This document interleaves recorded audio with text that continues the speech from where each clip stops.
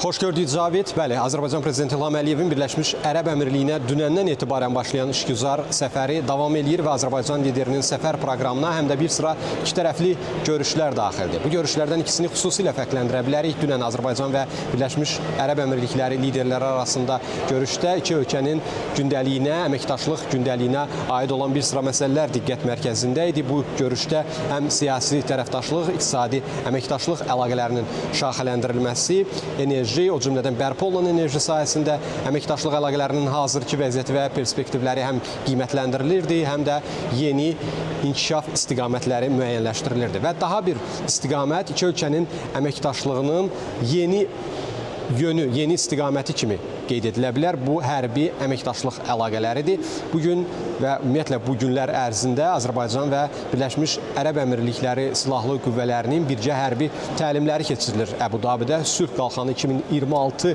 hərbi təlimləri əslində iki ölkənin həm də bu sahədə praktik əməkdaşlığının və silahlı qüvvələr arasında sinxron əlaqələrin qurulmasının ifadəsidir. İkinci görüşə gəldikdə isə bu Müsəlman Ağsaqqalları Şurasının baş katibi ilə keçirilən görüş idi və bu görüşdə Zayed İnsan Qardaşlığı mükafatı mövzusu və ümumiyyətlə Azərbaycanın sülh təşəbbüsləri diqqət mərkəzində idi. Bu mükafat Azərbaycan liderinə təqdim ediləcək.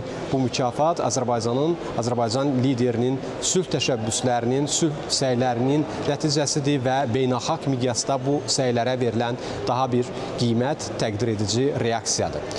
Bu mükafat Roma Papası 14-cü Leonun və Böyük İmam Əl-Taibin Azərbaycan Prezidentinin sülhün bərqərar olması istiqamətində verdikləri qiymətin təcəssümüdür və məlumdur ki, Azərbaycan Prezidenti 2-ci Qarabağ müharibəsindəki qələbədən sonra sülh gündəliyinin reallaşması, Cənubi Qafqaza sülhün gəlməsi üçün ardıcıl səylər göstərdi. Bakı 5 baza prinsipi ilə çıxış etdi və nəhayətində Ermənistan sülhə, Azərbaycanın sülh gündəliyinə təslim oldu, belə deyə bilərik və Əbu-Dabidə ötən ilin iyulunda tərəflər arasında aparılan müzakirələr, 5 saata qədər davam edən müzakirələr Vaşinqton samiti ərəfəsində olduqca vacib görüş idi və Vaşinqtonda sülh müqaviləsinin paraflanması əslində bir hüquqi baza yaradırdı. Azərbaycan və Ermənistan arasında gerçək sülhü təmin eləyən.